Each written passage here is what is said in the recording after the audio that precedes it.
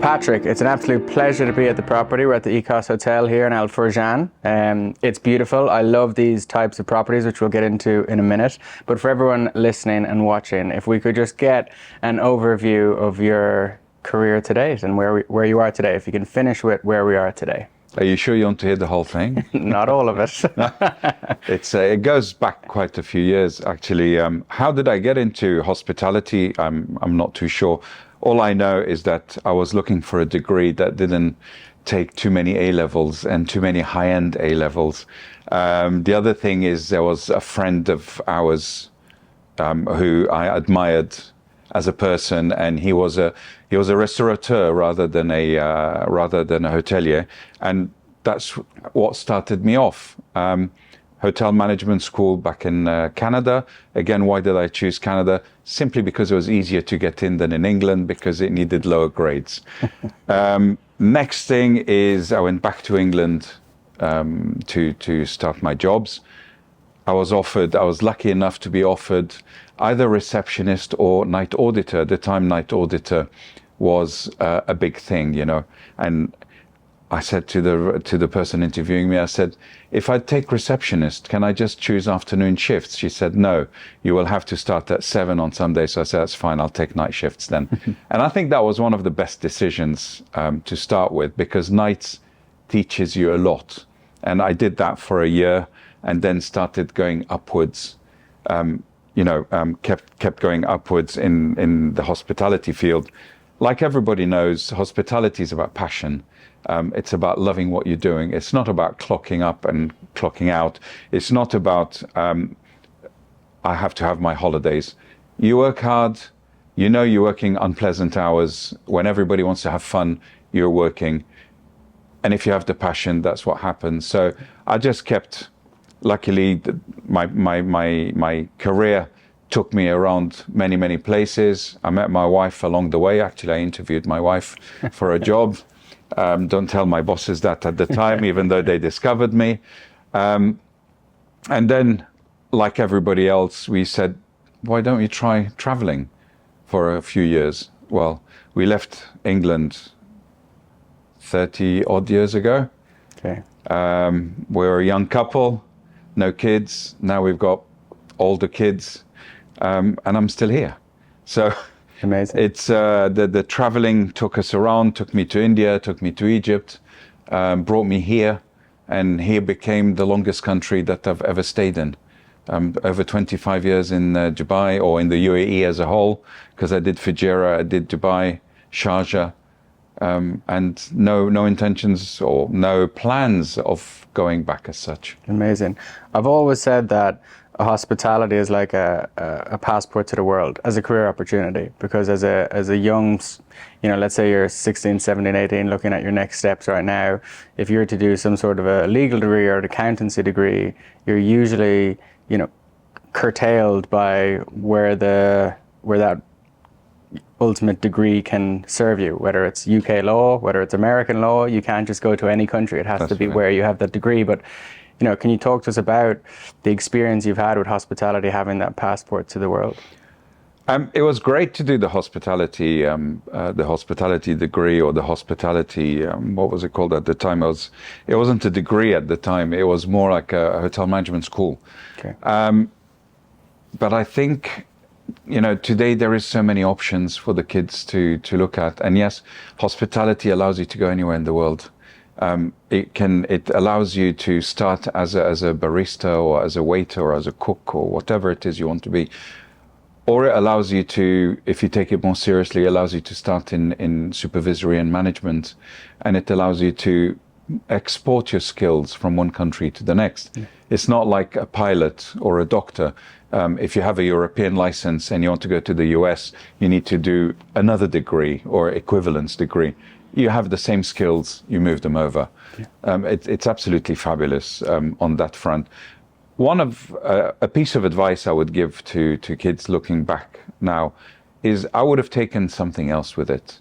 Whether it's accountancy, whether it's a business degree, whether it's what we call now asset management, have a bit more speciality.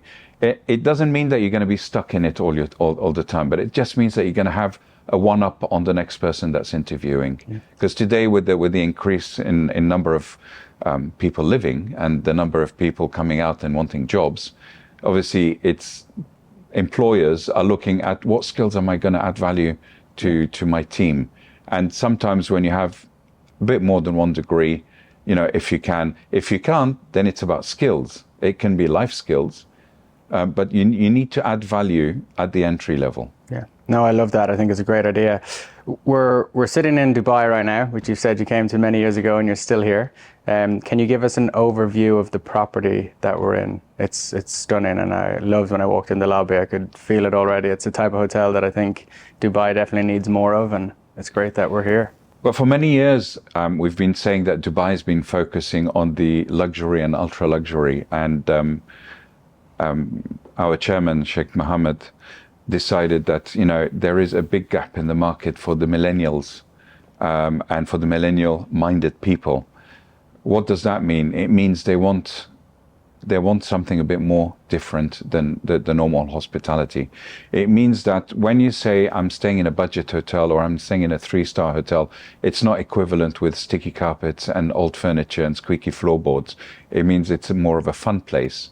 It's more of a place that's connected. It's more of a place that, you know, I can meet others. So if I'm new to Dubai and I don't want to go in a flat, and when I finish work, I don't have many friends, I want to be stuck somewhere. I want to sit in the lobby and be able to communicate with others, or take my laptop and work on a shared work surface.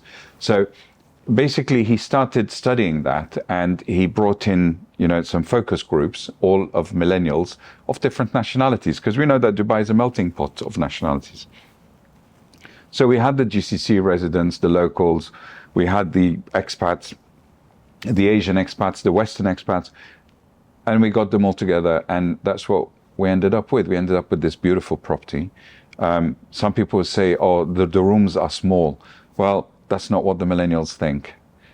They are connected. So you get into your room, you can do everything with the remote control or with your telephone.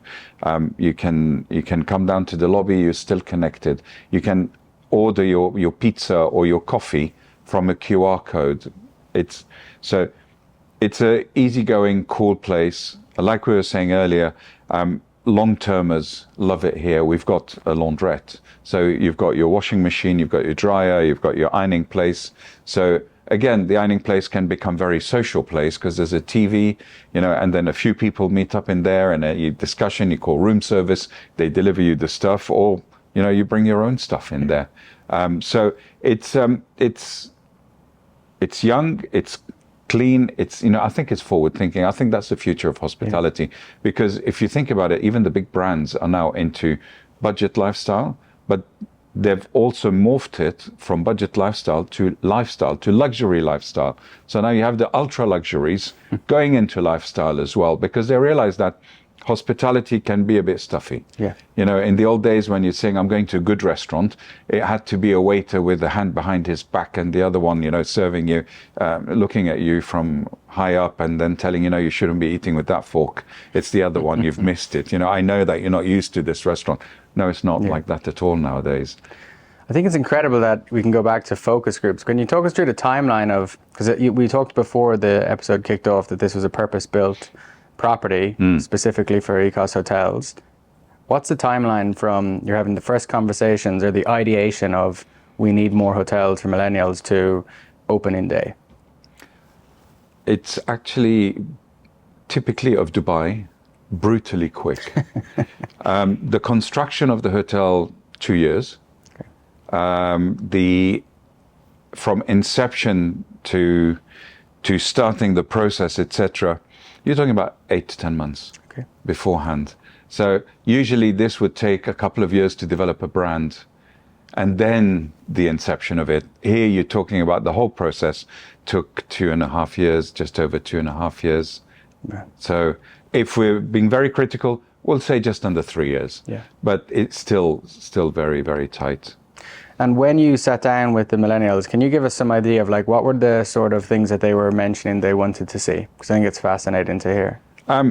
Connectivity is the big thing. The sharing with other people.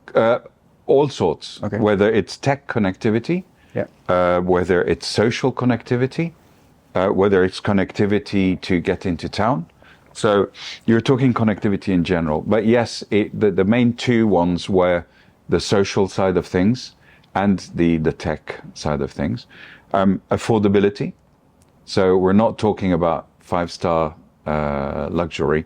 We're talking more 3-star budget hotels.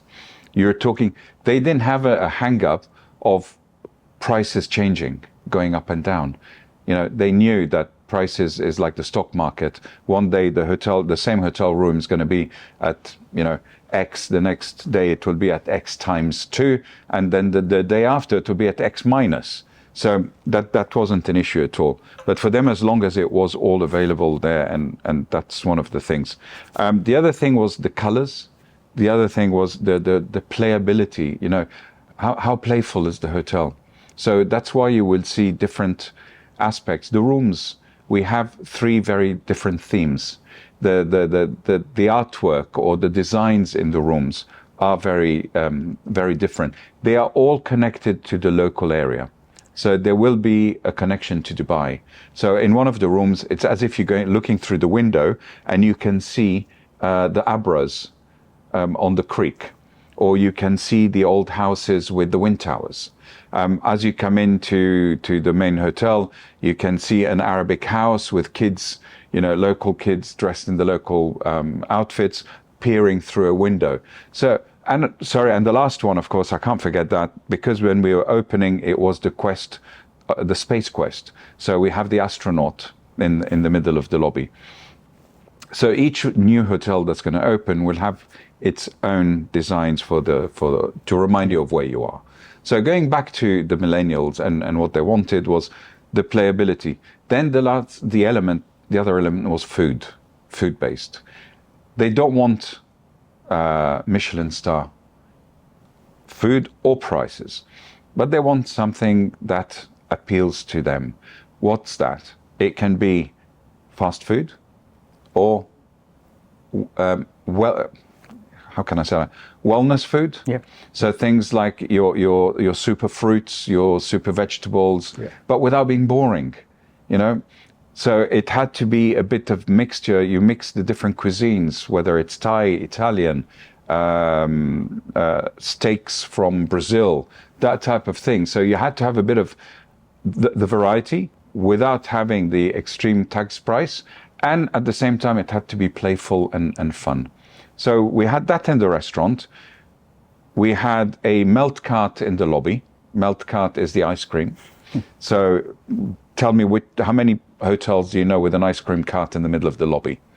It's awesome. On one side, it's fun for the millennial. On the other side, it's a selling technique. Yeah. You know, because at the end of the day, we have to think of our revenues. So how to increase revenues, how to do upselling without being a painful salesman. This is there's nobody saying, are you going to have one? Do you want one? You know, kids, do you that? No, we don't do that. It's passive selling. Yeah. But it works very well because it's different. Same goes with availability of goods. So we have a vending machine. Again, vending machines are there for last minute, for forgetfulness, and it's fun at the same time. So you've got items from, what do you call them? The sweets to essentials to AirPods, you know, so it just covers a multitude of sins. So these are the main things that they wanted.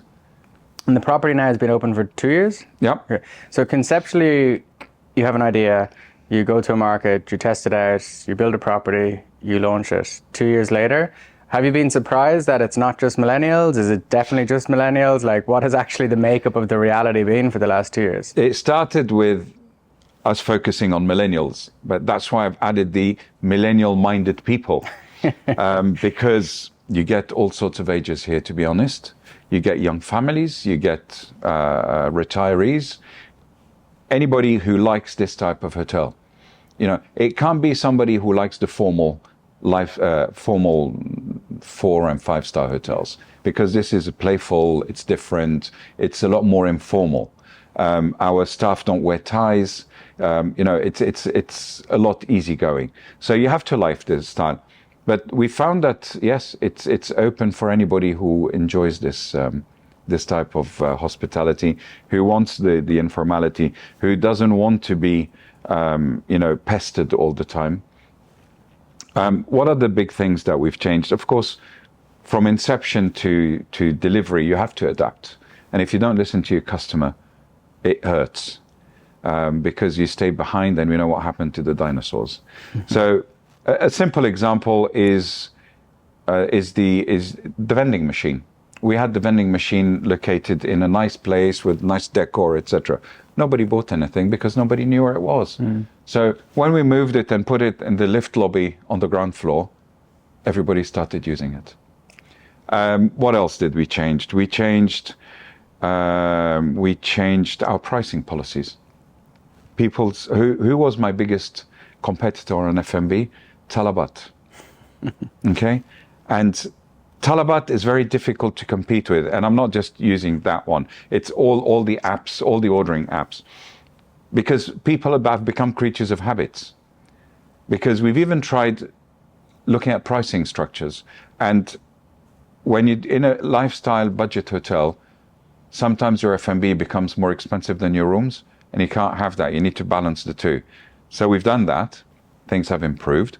Then you realize that Talabat, ordering apps, it's habits. So sometimes it's not a matter of pricing, it's a matter of practicality. So you have to have a QR code in the room, so they just have to press. They don't want to talk to somebody. They don't want to spend half an hour giving a room service order. And to be honest, in a budget lifestyle hotel, you can't afford to have a room service order taking that will spend so much time as well. So the apps or the QR codes work. We've also done some research on this. It's the convenience, right? So I'm coming back from the airport. I know I'll be at the hotel in 20 minutes. I want to be able to order on the go. So when I get to the hotel, it's there ready. It's there done, exactly. You know, and I don't necessarily want it to go on my hotel bill because maybe it's already prepaid. So I want to pay it on my credit card. My credit card works on the apps, but it doesn't work in your hotel. Who knows? Pay, Google Pay, I want to use that. Exactly. So you have to have the practicalities. You have to adapt with what they want. Another simple thing that we had to adapt is music. The music that we had was not what was appealing.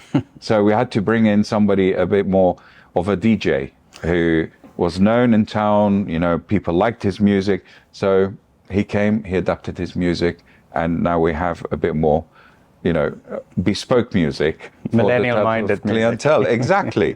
We thought by going to one of these music companies, and believe me, they are very good. They work very well in many, many places, but they work on algorithms. This gentleman makes your music. He knows, you know, music, what type of music you need, or what type of beat you need at lunchtime, in the afternoon, in the evenings.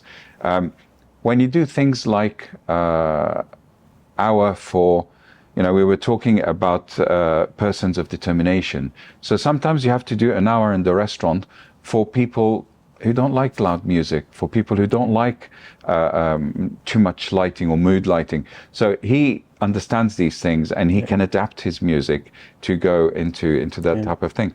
So it might sound trivial, but music is actually important. There's a very famous restaurateur in America who has fast-paced music in the evening because he gets more turnover of tables because people eat faster if the music is faster, and he can get more covers in. I'm sure. So, you know, it's McDonald's started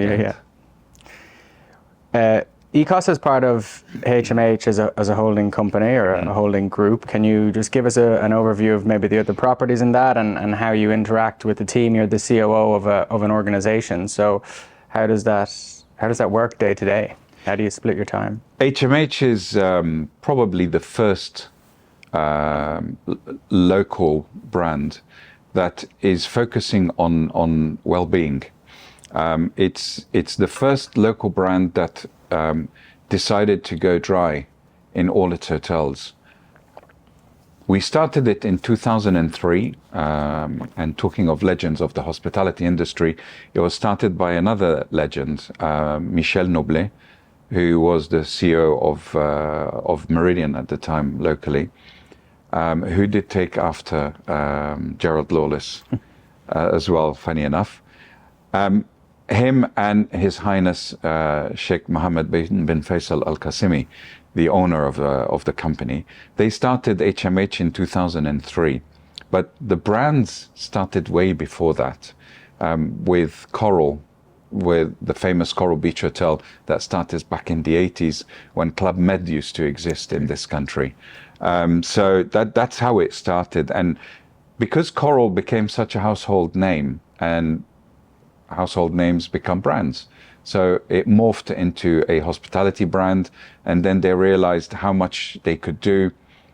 A lot of people would say, dry hotels. No, dry hotels is something that's coming back. If we're looking at millennials, a lot of them are into wellness, are into exercising rather than going to the bar. So there's a lot of added values to it. And of course, being in this part of the world, it goes without saying that it's an added value. So back in 2003, they started with Coral, then started adding other brands. Coral being our bread and butter. Coral is our 4- and 5-star resorty brands. Then we have Corp, which is a city center type hotels. Corp, some people would say, are corporate. Maybe it started like that, but we realized that if you just focus on corporate, you're snookering yourself. But we're a bit more like Corp Yanbo, which is one of our hotels opening up in May. In a few weeks' time, the hotel is the team is busy getting it ready at the moment. It's going to be mostly a leisure hotel. It's overlooking the Red Sea in a beautiful little coastal city in Saudi Arabia.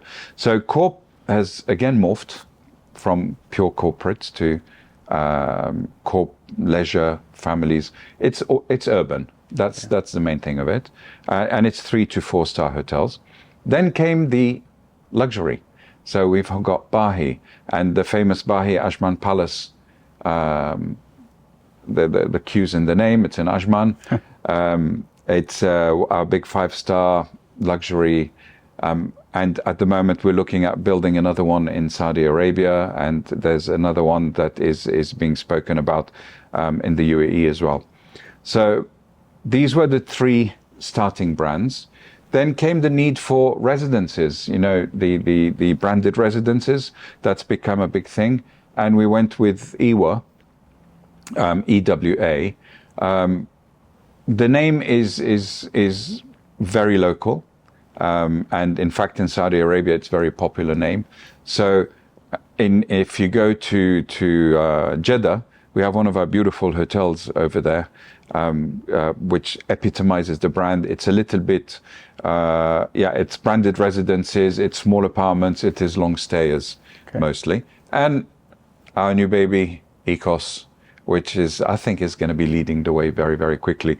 We're busy negotiating with many investors, with many developers, because it's not only fun for people, for guests to be in, it's also fun for investors and developers because the ROI is quite aggressive. And that's why we prefer starting them from ground zero, because our construction principles are focused to keeping the investment to a minimum in order to maximize the returns. And at the end of the day, that's the name of the game, isn't it? 100%, and I think getting insight on that and what you can share would be fabulous. But when you say the ROI is quite aggressive, if you were to just give us, we don't have to name Ecos versus another hotel, this can be generically for the industry. If you were to take a 5-star luxury property on JBR versus being able to build a millennial-minded, affordable, cool property like Ecos, when you say the ROI is quite aggressive, can you kind of explain that to me? Is it less capital upfront, or the ROI in terms of P&L very attractive once you open? Like, it's a balance of everything you've mentioned. From the outlay, the first thing is how much money have you got available to put in. So, for the same investment, you will only get a fraction of what you're paying for in a luxury hotel. In a luxury, depending on what level of luxury you want, you're talking about up to $1 million a room. in this type of hotel, you're talking south of $100,000 a room. So it's you can see the difference in investment potential. But and the rate's not 10x more, And exactly. Well, or is it? it could be. Okay. It could Yeah. be depending on the location, depending on the attractiveness, depending on the product life cycle. Where's your product on its life cycle? You know, if you're looking at some of the big names in Dubai, some of the ROIs or some of the ADRs that they're commanding are huge. Huge. Yeah. But not everybody can get into that bandwagon. So yes, you're right. It is, the ADR is not 10x always. So you have to find the right balance between investment and returns. You have to do a proper study to see how many years will it come back. It doesn't necessarily mean that it's going to be much lesser years to get your full investment, but it does mean that you will, you know, if you had to invest more, yes, you would have had to spend more time recouping your investment. But now with lesser investment, it is lesser years. So Okay. it works. No, I love it. You mentioned in the previous stint some element of Saudi Arabia 5 times. So does that tell me that there's a huge growth trajectory? I think yeah, I've let the cat out of the bag. Yes, Saudi is definitely the growth area, and I think it is for most of my colleagues in the industry. It is, you know, the place to be for investment at the moment. We have a few projects coming up. We've got, like I said, Yanbu, Medina, Mecca, Riyadh, Jeddah. It's a great opportunity at the moment for development. I mustn't forget that we do have others. You know, our playing grounds is all the GCC. Being a UAE company, our playground is a GCC. We're looking at Egypt. We're looking at Jordan. We had Sudan. Unfortunately, Sudan, you know what's happening there. So it's unfortunate, but we'll certainly go back once things settle down again. And, you know, the rest of the GCC is still our playground. So we continue going around. You're obviously in the know and have probably done lots of studies on this. And, you know, forgive my ignorance. When I look at Dubai, I'm like, okay, second most visited city in the world. Last year, we'll probably overtake Paris at some point in the next little while. When I look at Saudi and you're looking at occupancy and rates, how do you view that? Because I think people are very comfortable visiting Dubai. Like Saudi probably has a decent amount of PR to do over the next few years. I know they have a already big base population, but in terms of tourists and travelers, is there confidence in the ownership level that Saudi will attract enough tourists to fill the rooms? It's a gorgeous question because it's, you know, it is the discussion of many people at the moment. And I think on the long term, and we have to take the long approach here, yes, it will be a new tourist destination. It will maybe at the beginning, it will have a lot of people are going to be asking the questions, you know, why all of a sudden is there such interest? But there is the key thing here is interest. And I think it's new. So there's a novelty factor. A lot of people are going to want to go and see. A lot of people are going to want to go and be one of the first travelers to try it. There's so many beautiful places in Saudi. There's so many untouched areas. You know, let's for example, take diving. The Red Sea is a big place. Egypt was the diving destination par excellence. Well, on the other side of the Red Sea, you know, Egypt is on the west, Saudi is on the east. It's probably going to be the same corals and the same views, except that they're new. You know, in Egypt, they've been used, they've been seen, in fact, Egypt had to shut down many diving sites in order to allow them to reproduce. They're still virgin, they're still new. So people are going to be able to see some amazing stuff. So there will be definitely some movements. The Saudis are doing some amazing work, and you know, I love it how they study everything properly before they jump in and before they throw their money. Some people say, oh, there's tons of money, it's just being thrown around. No, it's not just being thrown around. Yeah. Many projects have been shelved because they discovered that on the long term, it's not going to work. Yeah. So I like how they study. I like how they look at things. They look at their risks, risk aversions, and where their niche wants to be. So are they going to continue pumping money, like all the famous footballers, golfers, etc.? At one stage, it's going to plateau and it's going to have to be self-sufficient. So hospitality, the way they are building it, will have to be self-sufficient as well. So I think take it on the long term, the long view is definitely a very viable option. It's premium pricing at the moment. Like they're certainly up there. Yeah. Listen, there's two things that they are building certain things on the very high end scale, because we know that luxury travel is, luxury travel is the first movers. And when you learn in finance courses or in management courses, they always tell you first movers advantage, you have to cream the top. And that's why it's so expensive at the moment. Once it gets into the volume game, which is a long way away, then prices will start to reduce. Remember Dubai? So many years ago. Okay. I'm young. Yeah, fair enough. When I first came here, Dubai's stock of hotel rooms was very limited. So Dubai was only premium traveling. Okay. For a very, very long time, Dubai was only premium traveling. This type of hotel didn't exist. Competition was who was going to be the most expensive. Okay. It wasn't who was going to be the cheapest. So that's where Saudi's going at the moment. And luxury or ultra luxury is like that. Find me a Louis Vuitton that ever goes into discounts. Find me a Gucci that ever goes into discount. It doesn't happen. And to be honest, they've discovered now that the more expensive, the more exclusive your product, the more people will queue outside your shop to get in and get it.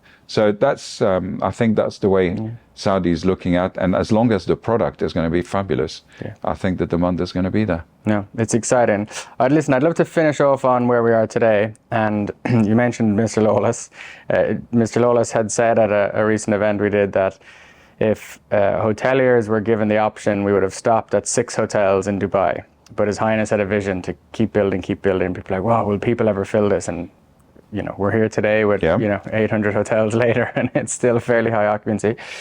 You've been here for many years as well. What do you see? Is there gaps in the market? What do you think Dubai needs more of? Like, do you think it's just a phenomenal place right now that's really just absolutely, nailed it to some extent? Well, every time we say they've nailed it, there's a new surprise. This is the leadership of Dubai has proved us that enough is never enough. That to sit on your laurels is not the right way of doing things. The leadership of Dubai has always shown us that you always have to have something to aim for. So if we were to say today that, we're at the right level, this is where things will start to plateau, and then the lifestyle of our product will start going downwards. And we can't do that. Since when we were talking about Mr. Lawless, I was listening to him many years ago when I remember one of the smaller hotels in Dubai was appealing to him as the CEO of one of the largest companies. We need to regulate pricing, and he was very adamant at the time of saying Dubai is a free economy and it's going to stay a free economy.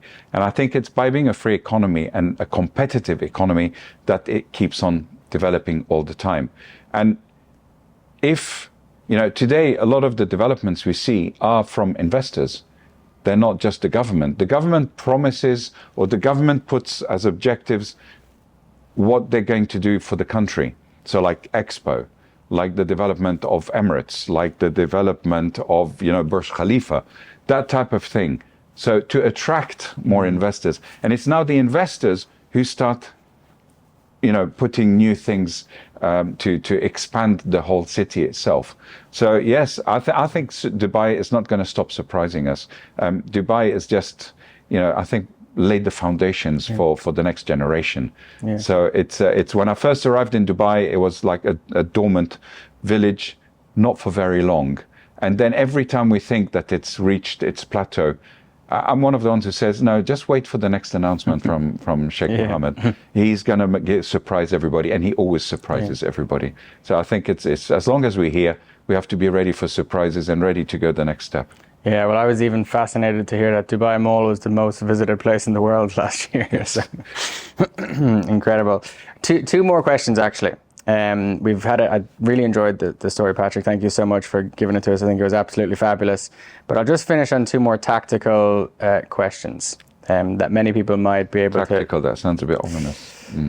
and it's maybe just getting your insight. If you were to say there was kind of one challenge right now that the industry is facing, that maybe you've talked to about peers, or that you maybe think about when you're going for a walk, is there a challenge you think the industry at large maybe needs to get ready for or keep an eye on? Tell me which industry doesn't have a challenge.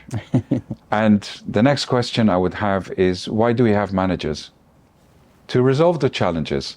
So I think as long as we have an industry, we'll have challenges. But yes, if we try and look at what challenges, the hospitality industry has a challenge of catching up. We are very good at playing catch up.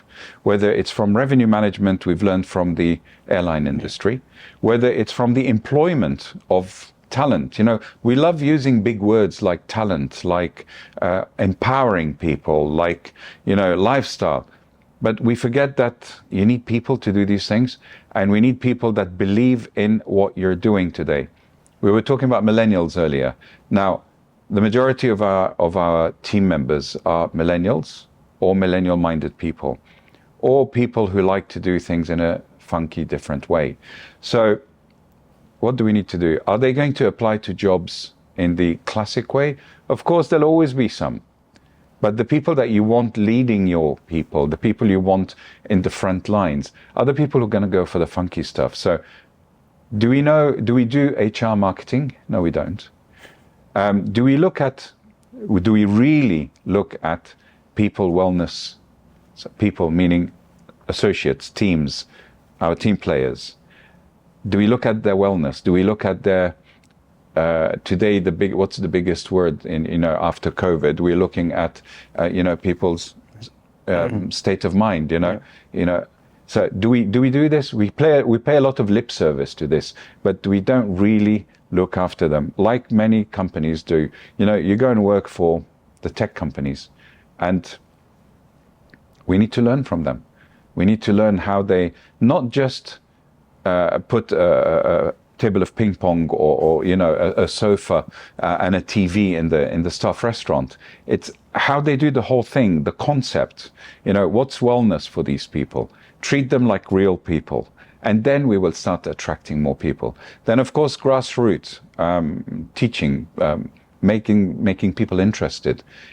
Again, in this part of the world, we're still very regimented. Even the government has given people the opportunity of working flexi hours. You're not restricted anymore for 6 days a week. 1 day off, so many hours a day, etc. But yet the hospitality industry is still very regimented like that. They're not allowing people to employ mothers, for example. They're not allowing them flexi time. We know we're going to be busy here for so many hours. Why not just have a few more staff, and you don't need them the rest of the day? So let them go home. But no, that's where I think we need to catch up. A lot of people say we have problems recruiting. Of course, we have problems recruiting because our pay levels are not very good. Because and I think more than the pay levels is what I've just said. Obviously, we have to be careful because it's a balance at the end of the day. You were touching on the P&Ls earlier, so you have to balance your P&Ls. Investors and developers want their returns. Yeah. So if your salaries and labor costs start going really up, it's not as interesting anymore. But you have to balance it all, but you have to keep all these things in mind. Yeah. So I think for me, that's one of the biggest challenges that the industry faces. It's the human element side of things. Really articulate. I love that. Finally, leave the industry that you love, I'm sure, with some advice. Wow, big question. I think And it was right then, and it's still right is now. It's all about the passion. It's all about, you don't come in here because you want a 9-to-5 job. You don't come into this industry because you just want to put bread on your table. Of course, the end game is that. But at the same time, you will not succeed, you will not give it all if you don't love what you're doing. I know it's very cliche, but at the end of the day, you know, it is, in the hospitality industry, unless you're happy to serve, you know, you're not going to do it with a smile. Unless you're happy to go and clean a room, you're not going to do it with a smile. Even at managerial level, and in some of my previous hotels, the whole management team used to work the weekend. Why did they work the weekend? To serve coffee, to reduce queues at breakfast, to go and help the staff clean the rooms because there was people checking in, to go in and park cars because people arriving, you know, in this part of the world we're spoiled, we expect valet parking, etc.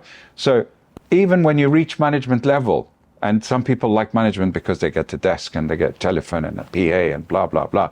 But no, we used to be out there serving our guests, you know, helping make our salaries, because at the end of the day, remember who pays your salaries. It's the guest. It's the person who is going to come and queue at your reception and pay in your restaurant and all that, whether you are the most junior person or whether you're the general manager or whether you're the COO of the owning company or of the management company. So it's that guest that pays all these salaries. So we mustn't forget that. Yeah, amazing. Listen, thank you so much. I've really, Thank you very much. Appreciate it.